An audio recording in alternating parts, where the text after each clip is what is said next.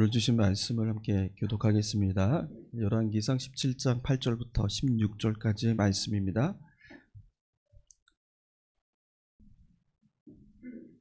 여호와의 말씀이 엘리야에게 임하여 이르시되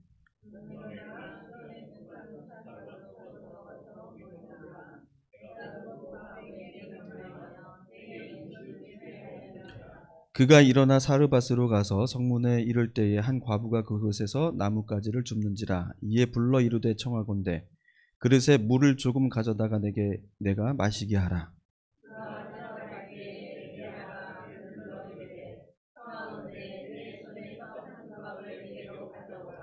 그가 이르되 당신의 하나님 여호와께서 살아계심을 두고 맹세하노니 나는 떡이 없고 다만 통에 가루 한 움큼과 병에 기름 조금뿐이라. 내가 가지 둘을 주어다가 나와 내 아들을 위하여 음식을 만들어 먹고 그 후에는 죽으리라.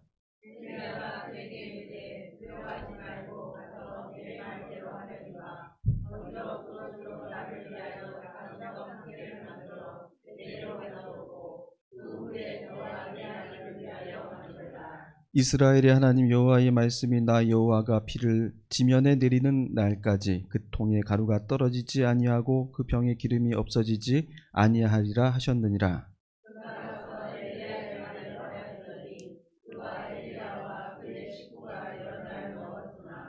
여호와께서 같이 읽겠습니다. 여호와께서 엘리야를 통하여 하신 말씀같이 통에 가루가 떨어지지 아니하고 병에 기름이 없어지지 아니하니라. 아멘. 인사 나누시겠습니다. 주님의 평화를 빕니다.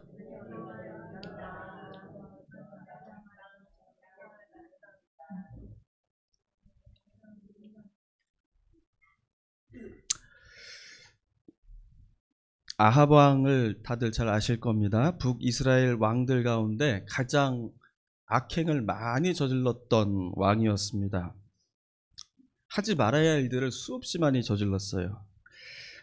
그 중에서 이제 아합 왕은 그 시돈 왕의 딸 이세벨을 아내로 맞아들였죠. 이세벨의 나라가 숭배하던 신이 바로 바알이었습니다. 그 바알을 섬기고 예배했습니다. 그 바알을 섬기려고 신전도 지었고 또 바알이 들어오니까 같은 짝이 아세라 신이에요. 아세라 신도 들여와서 신상을 만들었습니다. 이스라엘 역사를 통틀어서 아합 왕 때 가장 지독한 우상 숭배가 벌어졌습니다. 하나님께서는 이 아합 왕을 심판하시기 위해서 엘리야를 아합 왕에 보내셔서 앞으로 이스라엘 땅에 수년 동안 비가 내리지 않게 되리라고 그렇게 말씀하셨습니다.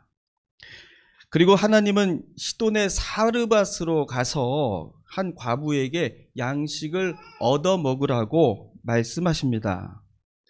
그곳으로 엘리야가 가서 그 여인을 만났고요. 그 여인도 굶어 죽을 처지에 있었어요. 그 과부는 그가 먹을 마지막 양식을 결국 엘리야를 위하여 내어줍니다. 삶을 포기하고 죽기로 작정했던 그 과부는 그 일로 통하여 살아나게 되었어요. 기적이 일어났습니다. 밀통에 가루가 떨어지지 않고 병에 기름이 없어지지 않는 놀라운 하나님의 은혜를 경험하게 되었다는 말씀입니다. 자, 오늘 이 말씀을 우리가 읽을 때 참으로 읽기만 해도 은혜가 되죠. 통에 가루가 떨어지지 않고 기름의 병에 기름이 떨어지지 않는다는 이 말씀 한마디만으로도 우리에게 참으로 큰 위로를 주시는 말씀입니다. 오늘 말씀은 그러나 가뭄 속에서도 하나님께서는 이 과부를 통해서 이 엘리야에게 먹을 양식 까마귀를 통하여 엘리야에게 먹을 것을 가져다 주셨듯이 하나님의 종인 엘리야에게 먹을 것을 끊이지 않도록 공급해 주셨다. 그런 말씀을 전하고자 하는 것일까? 또는 과부가 하나님의 종에게 자기가 먹을 마지막 양식을 바쳤더니 그가 그보다 수백 배의 복을 받게 되었다는 그런 이야기일까? 우리가 그렇게 읽을 수 있는 마음이 있긴 합니다만 여러분, 이건 결코 그런 말씀이 아니라는 것을 먼저 말씀드리고 싶습니다. 이것은 하나님의 말씀을 들었더니 평생 먹고도 남을 그런 황금알을 낳는 거위와 같은 것을 우리가 얻게 되었다는, 도깨비 방망이와 같은 것을 우리가 얻게 되었다는 그런 말씀을 전해주려고 하는 것은 결코 아닙니다. 오늘 성경의 말씀 속에서 하나님 과연 무슨 말씀을 우리에게 전해주고 계시는 것일까 한번 깊이 생각해보는 시간이 되시기를 바랍니다. 오늘 말씀의 배경이 되는 시돈 땅이 어떤 땅인지부터 우리가 알아야 할 필요가 있겠습니다. 엘리야가 찾아간 이 시돈 땅이라는 곳은 페니키아 고대 문명의 중심지였어요. 시돈은 도시의 지명 이름이고 그 시돈이 있는 나라 이름은 우리가 잘 아는 레바논이라는 나라입니다. 그 레바논에서 페니키아 문명이 시작이 되었어요. 잘 아시겠지만 페니키아 문명하면 여러분 떠올리는 것이 알파벳입니다. 알파벳은 페니키아에서 나왔어요.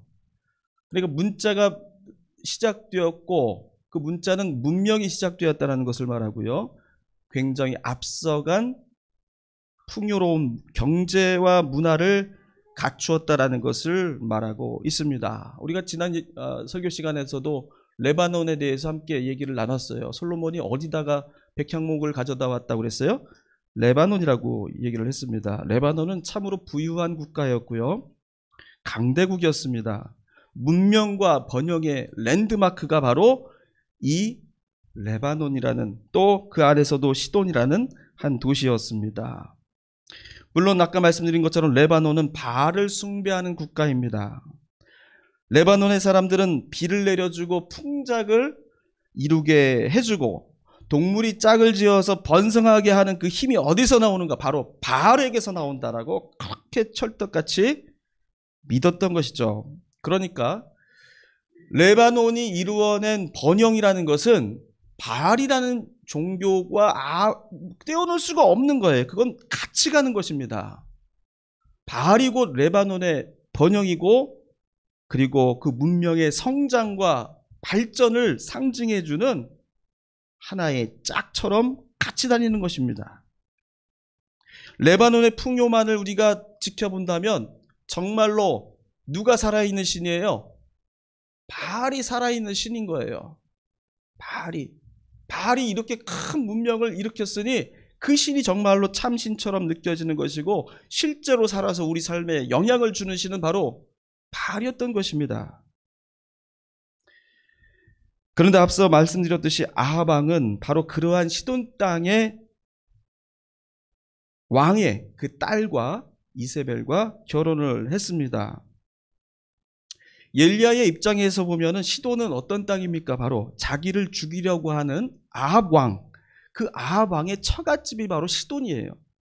엘리야로서는 절대 가고 싶지도 않고 쳐다보고도 싶지 않은 그런 이방신들이 득실되는 저주의 땅처럼 정말 가고 싶지 않은 땅이었을 것입니다. 아무리 배가 고플지언정 그 보름날을 걸어서 가야 되는 그 먼 시돈 땅까지 가서 밥을 얻어먹고 싶지가 않았어요.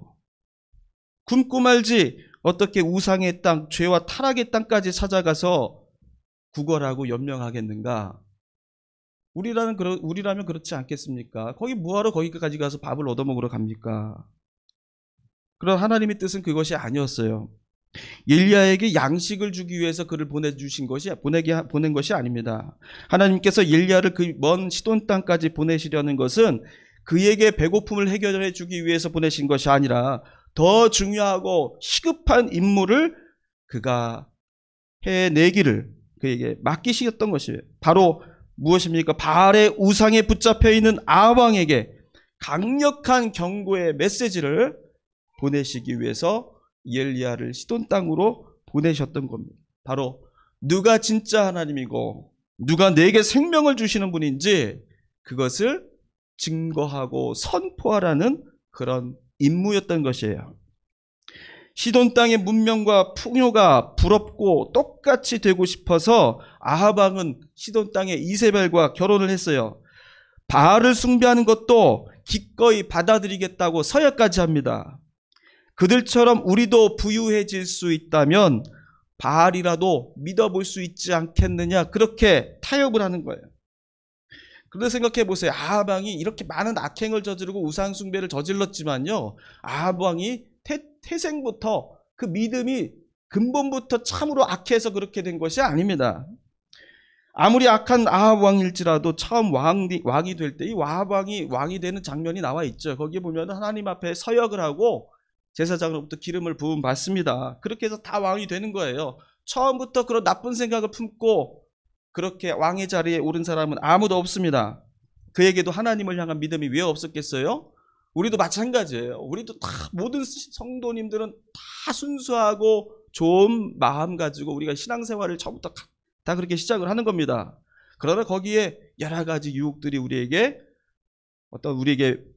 다른 마음을 갖도록 하는 것 아니겠습니까? 다른 많은 왕들이 그랬듯이 아합 왕도 눈에 보이는 이방 땅의 성공과 풍요 앞에서 하나님을 점점 의심하기 시작했던 거예요. 하나님이 살아계시다면 왜 바알을 섬기는 저 시돈 땅은 하나님이 심판하지 않으실 뿐더러 오히려 이 근동에서 가장 부유하게 사는 땅으로 그렇게 부러움의 대상이 되게 두시는가? 하나님을 섬기는 우리는 이렇게 궁핍과 가난 속에서 살게 하시는가? 그에게 혼란이 찾아왔어요. 백성들을 돌보는 것이 내가 가진 책임이라고 한다면 그 책임을 다하기 위해서라도 시돈 땅과 손잡고 그들이 세운 경제 번영의 신화를 우리도 따라가야 되지 않겠는가? 이게 하나님이 원하시는 것이 아닐까? 자기 합리화를 시도해 보는 것입니다. 급기야 하나님의 이름과 바알의 이름을 예배 속에서 같이 부르기 시작했어요. 결국 예배에서도 바알의 이름으로 기도하기까지 된 것입니다. 저들과 같이 우리도 번영 국가를, 성공 신화를 잃어버리라는 그 집착이 마침내 하나님을 버리고 다른 길을 선택하게 했던 것입니다. 그래서 애초부터 하나님께서는 엘리야를 통해서 아합 왕에게 깨닫게 하시려는 것은 바로 이것이었어요. 17장 1절에 보시면 이렇게 되어 있습니다. 같이 한번 읽어보겠습니다. 길라세 우거하는 자 중에 디셋 사람 엘리야가 아합에게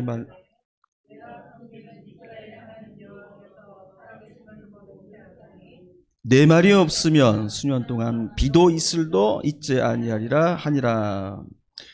비와 이슬을 내려 농사가 잘 되게 하고 그것으로 부유하게 되는 것, 그 바알 때문이라고 믿었던 자들에게 착각하지 말라는 거예요. 하나님의 말씀이 없으면 비와 이슬조차도 내리지 않는다.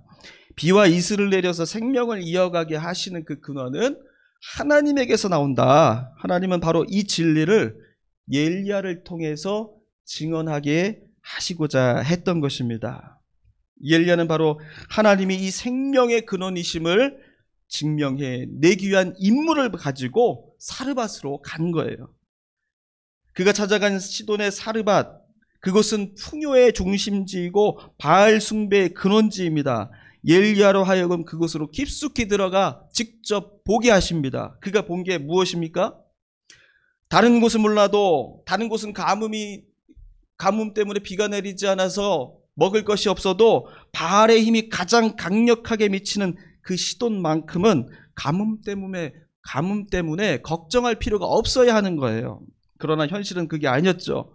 바알 땅에도 역시 비가 내리지 않았다는 것입니다. 하나님의 재앙 앞에서 바알은 그 누구도 구원하지 못한다는 사실을 엘리야로 하여금 보게 하셨어요.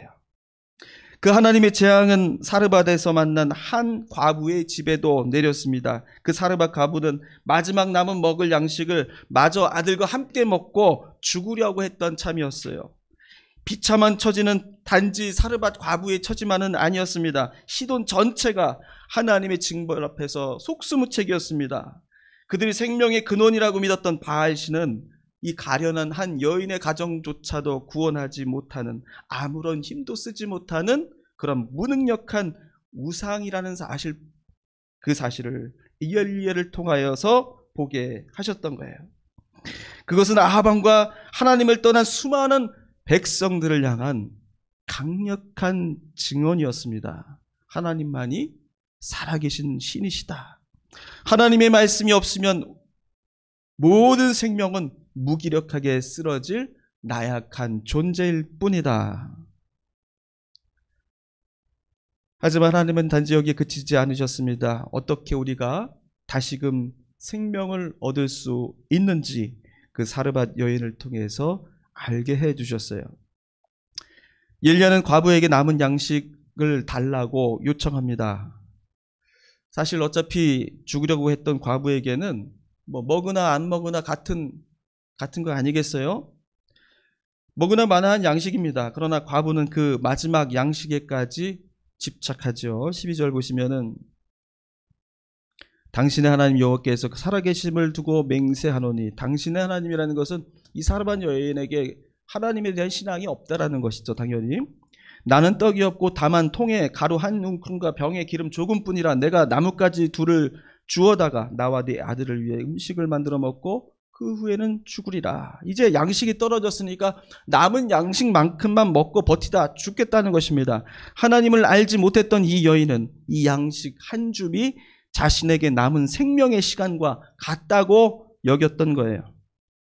그 한 움큼의 생명의 시간이라도 그는 붙들고 유지하다 죽으려고 했던 것입니다. 그래서 그마저도 엘리야에게 주는 것이 아깝고 두려웠어요. 그러나 엘리야는 그 여인이 붙들고 있었던 곡식과 기름에서 눈을 돌려 다른 분을 보게 하십니다. 14절 말씀이 그것이죠. 이스라엘의 하나님 여호와의 말씀이 나 여호와가 비를 지면에 내리는 날까지 그 통에 가루가 떨어지지 아니하고 그 병에 기름이 없어지지 아니하리라. 나를 위해서 남은 곡식으로 음식을 만들어 오면 가뭄이 끝날 때까지 굶주리지 않게 드리라는 말씀입니다. 이 엘리야의 말은 무슨 말일까요? 곧 하나님을 향해 내가 가진 모든 것을 다 쏟아부어라, 비워내어라. 너가 붙들고 있었던 모든 것을 비워내고 하나님에게 모든 것을 다 쏟아부으라는 그런 선택의 명령이었어요. 그런데 다시 한번 말씀드리지만 하나님께 다 바치면 너가 평생 죽을 때까지 먹을 것을 잃지 않을 것이다라는 그런 말씀이 아닙니다. 무슨 말씀이에요? 내가 생명의 근원이라고 믿고 붙들었던 그 바알과 그 바알이 주었다고 믿는 그 곡식을 내 손에서 놓게 된다면 네가 살리라는 것이에요. 하나님을 붙들면 너가 생명을 얻게 되리라는 것입니다. 적당히 할 수 있는 만큼이 아니라 네가 가지고 있는 모든 것을 다 걸고 하나님을 의지해 보라는 거예요. 바알을 포기하고 하나님을 선택해 보라는 것입니다. 너의 삶을 바꾸어 보라는 거예요. 그러면 너에게 새로운 삶이 주어지게 될 것이다. 그러나 사르밧 여인은 주저했어요. 두려워했습니다. 13절에 엘리야가 이렇게 얘기하죠. 엘리야가 그에게 이르되 두려워하지 말고라고 얘기해요. 두려워하지 말라. 두려워했다라는 거예요. 이 먹고 죽으려고 지금 나뭇가지 주워다가 음식을 만들려고 하는 한 움큼의 그 곡식도 포기하는 것이 두려웠어. 왜? 그 곡식마저도 포기하면 그 짧은 시간에 남은 생명마저도 잃어버리게 될까 봐. 그것이 두려웠던 것입니다. 바알이 주었던 그 생명에 대한 집착은 이토록 강하고 무서운 거예요. 그 삶을 돌이켜서 하나님에게로 향하게 될 때에 새로운 삶이 열려지게 될 것이라고 그토록 얘기해도요, 믿어지지가 않는 것입니다. 두려운 거예요. 할 수가 없는 것입니다. 그러나 여인은 엘리야의 그 간곡한 요청대로 하나님에게 모든 것을 맡기기로 결단하죠. 그리고 남은 양식을 엘리야를 위하여 공양합니다. 그때 그 여인은 비로소 그 엘리야가 무슨 말을 했던 것인지 그때서야 알게 되었어요. 통에 가루가 떨어지지 않고 병에 기름이 없어지지 않는 놀라운 하나님의 은혜를 경험하게 된 것입니다. 여러분, 이 말씀 속에서 저는 우리 시대를 바라봅니다. 겉은 번지르르 하지만 결코 우리의 속은 그렇지 않아요. 궁핍의 시대를 살아갑니다. 가난의 시대를 살아갑니다. 그런 우리 시대에 살아가는 우리에게 주시는 하나님의 말씀인 것으로 저는 깨닫게 됩니다. 사르밧 여인은 바알이 줄 것이라고 믿었던 풍요와 그 성장의 환상 속에서 살았어요. 그것이 한낱 신기루와 같은 것인 줄을 몰랐습니다. 헛된 것이란 사실을 알지 못했어요. 우리도 사르밧 여인과 비슷한 시대를 살아가고 있습니다. 바알이라는 그 신의 이름 대신에 뭐가 대신 들어온 게 뭡니까? 돈과 자본이에요. 돈과 자본. 자본주의예요. 돈과 자본주의라는 이름으로 바뀌었을 뿐 똑같습니다. 돈과 자본이 주인이 되고 신이 되는 그 이름을 가지고요, 물신이라고 그렇게 부릅니다. 물신. 물신이라는 이 말은 역설적이게도 공산주의 혁명가였던 마르크스의 통찰에서 나왔어요. 물신이 지배하는 세상에서 우리는 얼만큼 자유롭게 살아갈 수 있습니까? 우리는 하나님의 말씀을 지켜내기 위해서 얼마만큼 물신과 싸우고 있어요. 물신과 얼마만큼 대적하고 있습니까? 안타까운 말이지만 정직하게 말해서 아하방이 여호와 하나님과 바알 신앙을 뒤섞어 놓은 것처럼 기독교는 이 물신과 싸우지 못하고 영합해 왔다라는 사실을 고백하지 않을 수가 없습니다. 기독교와 이 물신은 거의 비슷한 모양이어서 구별하기가 너무 힘들어요. 여러분, 기독교의 가장 중요한 것이 믿음과 영원한 생명 아니겠습니까? 그런데 이 자본주의 물신이 유혹하는 그것도 믿음이에요. 그리고 영생입니다. 그 믿음이 어떤 믿음이에요? 이 나라의 경제, 이 세계의 경제는 무슨 일이 있어도 이 성장을 멈추지 않을 것이라는 그 믿음을 우리에게 주고 있어요.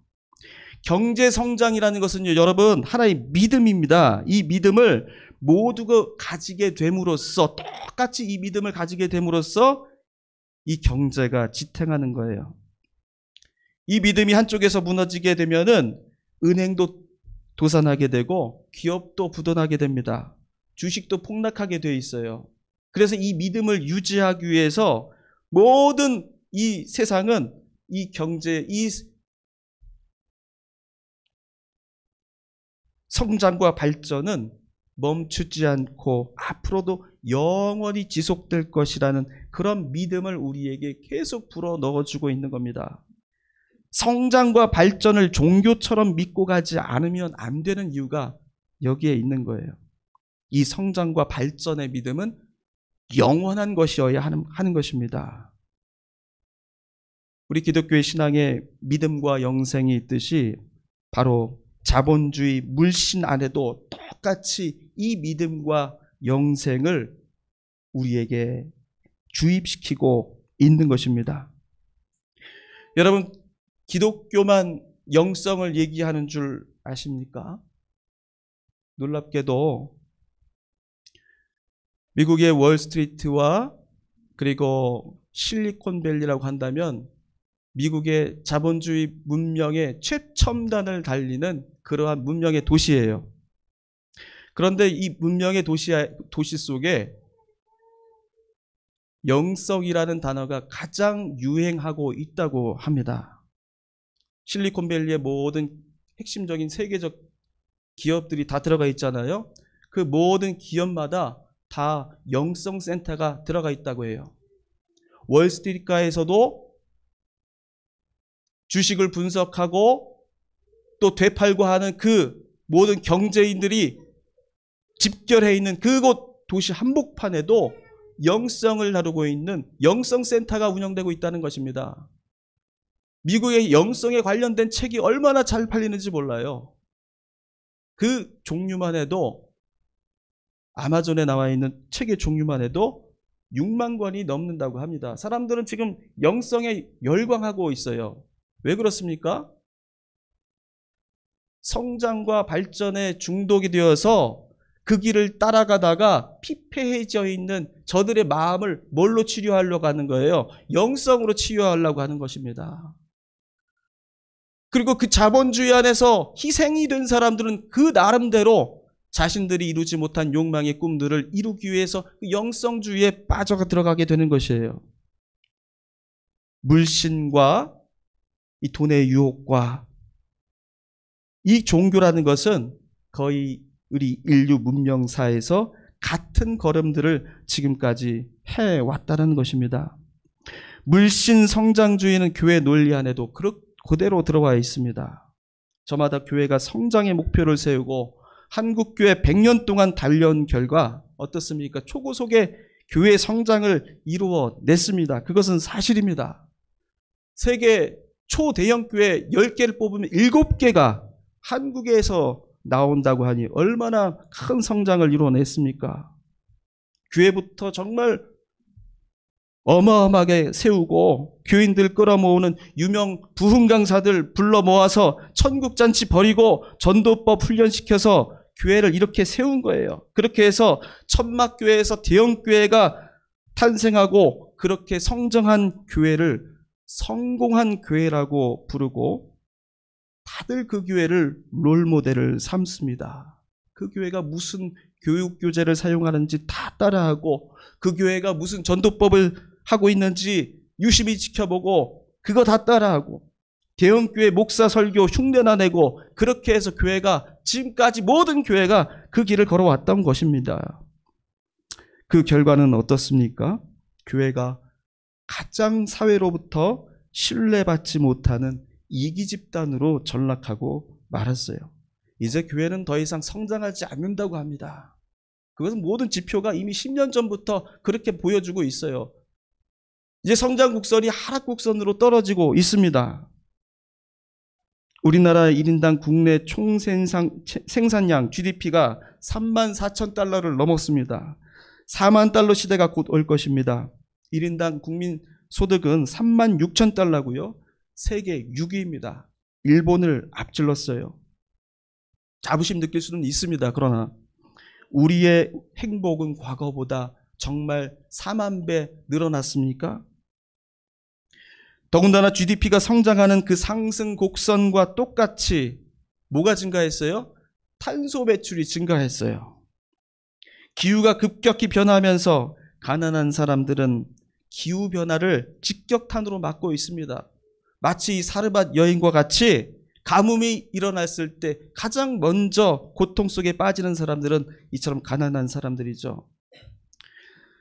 경제는 더 이상 성장하지 않을 것이라고 경제학자들 그렇게 말합니다. 기후과학자들도 그렇게 얘기해요. 이제 자원은 한정되어 있고 이제 그 자원을 불태워서 연료로 삼아서 성장할 수 있었던 시대는 지났다라고 그렇게 얘기를 합니다. 그래도 이 성장의 신화는 멈출 수가 없기 때문에 사람들 뭐라고 합니까? 그린 뉴딜, 녹색 성장 이런 말들을 하면서 성장 앞에 색깔만 더 씌워서 성장주의와 물신주의를 이어가려고 몸부림치고 있는 것입니다. 종교화된 성장주의, 물신주의 시대는 하나님의 말씀을 거역하는 것이에요.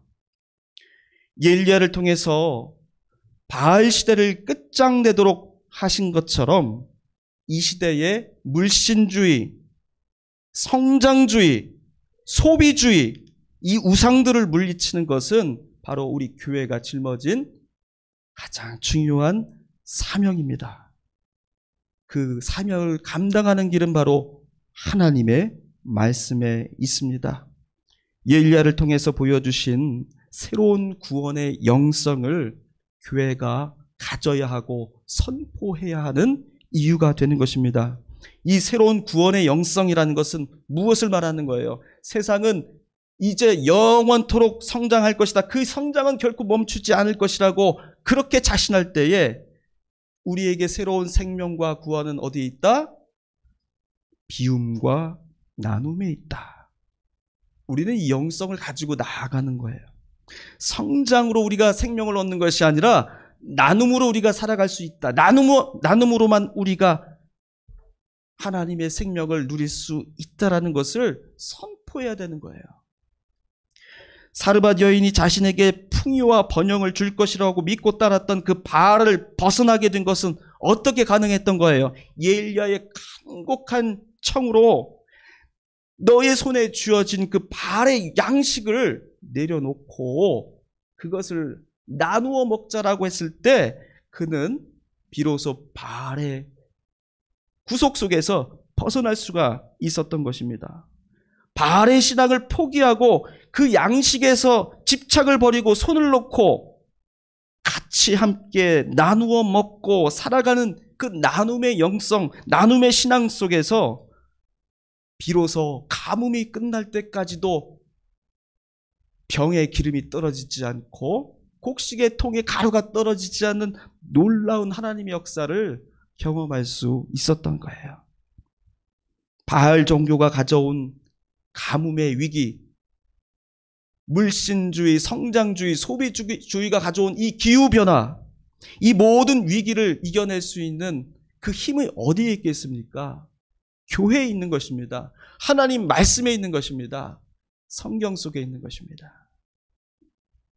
오병이어의 기적을 아시죠? 손에 들고 있는 오병이어, 그 하루 식량의 그 하루 양식보다 혼자 먹을 수 있는 그 하루 양식이라기보다는 이 어린아이는 하나님을 철석같이 믿고 그것을 베풀고 나눔으로 5,000명이 함께 먹는 하나님의 나라를 경험했어요. 광야에서 주신 만나의 양식이 무엇입니까? 내일을 염려하여서 자신을 위하여서 보관해놓고 축적해놓고 저축해놓고 혼자 쓰면 어떻게 돼요? 썩어 없어지게 돼 있어요. 미리 걷어놓는 사람에게는 허락되지 않는 것이 만나였습니다. 오직 오늘 주시는 하나님의 은혜에 만족하고 내가 더 구워두었으면 거두지 못한 사람에게 나누어 줌으로써만 그 양식이 될 수 있고 생명의 은혜가 될 수 있는 그 놀라운 은혜를 광야 속에서 이스라엘에게 경험토록 하신 거예요.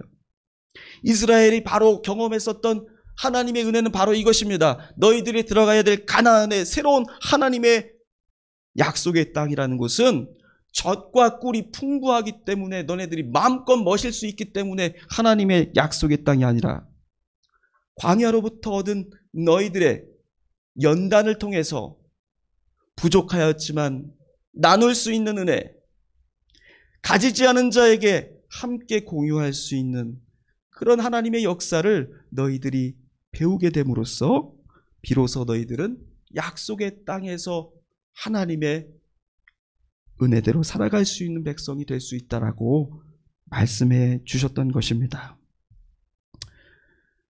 우리 해림교회는 바로 이 연단의 시간을 거쳐온 것이라고 생각을 합니다. 우리가 가진 것이 없어요. 가진 것이 없는 것을 여러분 은혜로 여기시기를 바랍니다. 우리가 이 시간을 통해서 나눌 수 있는, 손에 가지고 있는 것이 아무것도 없고 이 사르밧 여인과 같이 한 줌밖에 되지 않지만 이것을 우리가 나눔으로 이 교회가 사르밧 여인이 경험했던 하나님의 역사가 이루어지는 곳으로 여러분이 만들어 가시기를 축원합니다. 앞으로 이 교회는요, 이제 과거처럼 성장을 위해서, 교회가 커지기 위해서 몸부림치던 그런 교회로는 도저히 살아날 수가 없어요. 그런 교회는 사람들이 찾지를 않습니다. 그런 교회는 하나님이 복을 주시지 않아요. 이제는 나눔의 영성, 베품의 영성, 비움의 영성, 청빈의 영성을 가지고 우리가 하나님 말씀 위에 굳건하게 설 때에 세상이 혼탁할 때 사람들은 교회를 쳐다보게 되는 것입니다. 산 위에 등불이 되는 것입니다. 우리를 쳐다보며 길을 잃었을 때에 교회를 따라 저 영성으로 갈 때만이 이 시대에 참 희망이 있음을 사람들이 보고 찾아오게 되는 것이에요. 우리는 이 영성을 우리가 가져야 돼요. 우리가 교회 건축을 위해서 열심히 기도하실 때도 같이 기도해 주시기 바랍니다. 우리 모든 성도님들이 이 영성을 가지고 똘똘 뭉쳐서 큰 변화를 이뤄낼 수 있는 그런 영성의 공동체가 되기를 함께 준비하고 기도하셔야 합니다. 그러기 위해서 우리는 성경도 열심히 보지만은 뉴스도 열심히 보고요. 그리고 여러 가지 사회 이슈나 문제들에 민감할 줄 알아야 돼요. 우리만 동떨어져서 산속에 파묻혀져 있는 종교 집단이 아닙니다. 예수님께서도 갈릴리로 들어가시고 예루살렘으로 들어가시고 사람들을 만나시면서 로마 정부를 향해서도 큰 소리 치시고 유대인들을 향해서도 질책하시면서 하나님의 바른 세상을 만들기 위해 세상이 얼마나 깊숙이 뛰어다니셨어요. 그것과 무관심하시기에 아무 상관없이 하나님만 바라보고 사신 분이 아닙니다. 우리 교회가 세상의 문제와 세상의 고통과 아픔에 함께 나누고 그 문제가 우리 하나님의 역사와 어떤 관계가 있는지를 냉철한 신앙의 눈으로 바라볼 줄 아는 그런 우리의 믿음이 반드시 필요해요. 그것이 바로 하나님께서 오늘 엘리야를 통해서 사르밧 여인을 통해서 주시는 새로운 구원의 생명의 영성인 줄로 믿으시기를 바랍니다. 이 영성을 통해서 살아가는 것 참 두려운, 세상 사람들은 두려워서 하기 힘든 일이에요. 삶의 변화를 이뤄낸다는 게 쉬운 일이 아닙니다. 두려워해요. 변화를 두려워해요. 그러나 우리 기독교인들, 하나님을 따르는 그리스도인들은 두려워하지 말고 해보시오. 그러면 새로운 삶이 열립니다. 우리가 먼저 살아야지 할 수 있는 얘기예요. 우리가 경험하지 못하면 그 얘기를 할 수가 없어요. 우리 교회가 그런 믿음의 영성으로 앞으로 쭉 나갈 때에 하나님께서 이 교회를 통해서 큰 복을 내려주실 줄로 믿습니다. 기도하겠습니다. 하나님, 세상은 병들고 또 온갖 물신으로 가득 차여서 우리의 영혼을 어둡게 하고 또 우리를 곤경 속에 빠뜨립니다. 우리 교회가 등경과 같은 교회가 되게 하여 주시고 오병이어의 기적이 일어나는 교회가 되게 하여 주셔서 나눔의 영성으로 이 세상에 빛을 밝히고 하나님의 구원의 역사를 일으켜 세우는 귀한 주님의 교회가 되도록 함께하여 주시옵소서. 예수님의 이름으로 기도하옵나이다. 아멘.